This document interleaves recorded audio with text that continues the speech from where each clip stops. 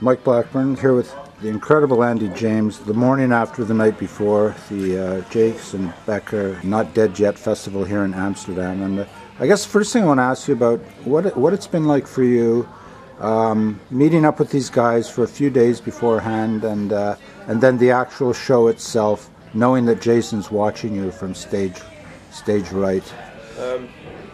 It's been a great few days. I mean, to have so many, guitar players that are known for their kind of frightening technique, I suppose. Guys like Daniel Guittardo, Marco Sfoli, Guthrie Govan, Duke Walters. I can't remember everyone off the top of my head. There's so many people that I've met over the last few days that are just really cool. Michael Lee Firkins, Kiko Nerero, Matthias Eklund, got to meet him yesterday, that was really cool. And the great thing about it is it's like no egos, everyone's cool, you can have a laugh, you just sink a few beers or whatever. Yeah, it's and then the rehearsals, obviously. I mean, I think Atma had his kind of work cut out for him when he was, basically playing drums for everybody, So he worked like a trooper for 2 days, getting everybody set together. And the rehearsals were really cool. There was some, great vibes going on. It was great actually because it was almost like having like personal gigs and stuff. Where you could just literally sit in the rehearsal space and kind of watch some of these guys rehearse. I mean, especially when you had Stu Ham on bass, Michael Lee Firkins on guitar, and Atma Onura on drums. It's kind of like the hierarchy of shrapnel. The kind of shrapnel old days, you know what I mean? It's like, how many rooms around the world has kind of got that going on, and you're sitting there just watching this stuff unfold in front of you. It's been an experience to say the least. But the gig, it was great. Great honour to play. In Jason Becker's honour, to try and raise awareness for ALS and stuff, and to have him watching the gig as well, it's kind of a little bit of an added pressure, But I think the gig went great. I think everyone played outstandingly well, and I don't think it could have gone much better, to be honest. Tell us when you first came into contact with Jason's music and what your impressions were at that time, as well as of Jason over the years, the man he is and what he represents to us all. I think it was because I did a stint at GIT for a bit, and some of the guys there were a little bit more knowledgeable about guitar players than say I was.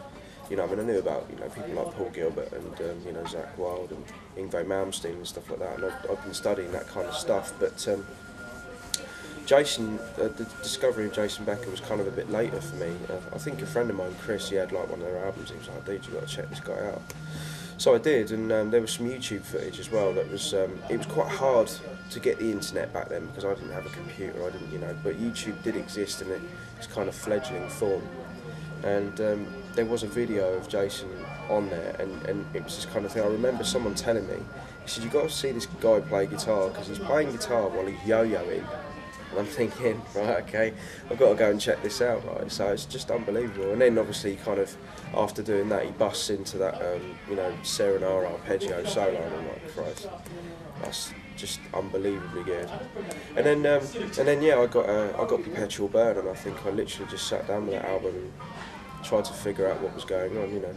I mean, for me personally, I struggle playing that kind of music because of my fingers don't work in such a way that traditional arpeggio shapes and stuff really, they don't feel all that comfortable to me to do. But I mean, it really pushed me to kind of learn a few different things, and also his relentless picking technique as well. I always found really good because it was another song by Racer X called YRO, and there was like a bit in the middle that's like a sort of Paganini classical piece. And the kind of picking involved with that I always struggled with, but the way I used to see Jason Becker tackle stuff like that, I just thought was, I don't know, I'd never seen anything like it, No, to be honest, I kind of still to this day try and get my head around stuff like that, and I'm still pushing myself.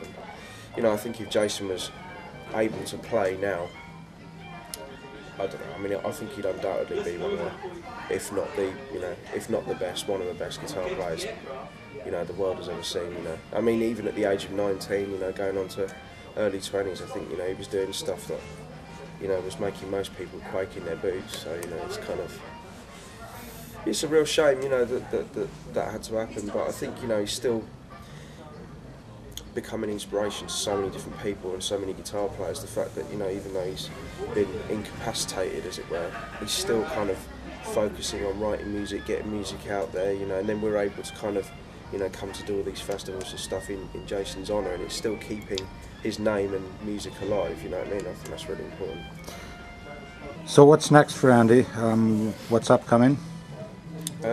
Well, in about half an hour I'm going to go to the airport and fly home, and then I'm probably going to catch up on my Sky Plus, and then after that think about doing some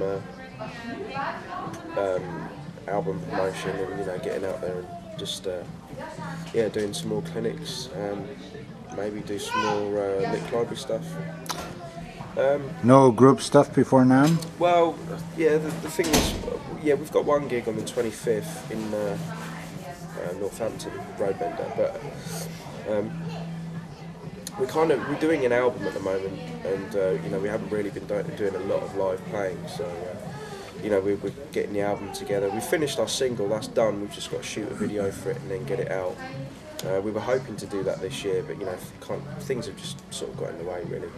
But yeah, eventually we will get an album out, and, you know, next year we're going to do a lot more touring. So yeah, we're just getting things together at the moment. But for me personally, I mean, you know, there's a couple of shows coming up. December there's like a Lick Library Guitar Day thing, and then I've got some clinics, and then after NAMM in January, and I think there's some Brazilian clinic dates after that. So yeah, you know, just generally trying to keep busy and get out there and play. Thank you very much. I want to say that personally it's been a pleasure to meet you again after a number of years. No worries. You're a humorous lad, always ready with a quip and a joke, and I have to say, of all the guys last night, you cut through, like, it's just an incredible sound considering you're using gear that you're unfamiliar with before this gig. Well, I have to thank Marcel for that, actually, because he was kind enough to let me use his gear, and, you know, and show me how it all works and stuff. So, you know, thanks Marcel. Thank you, Andy. See you at NAMM. No worries. Ciao.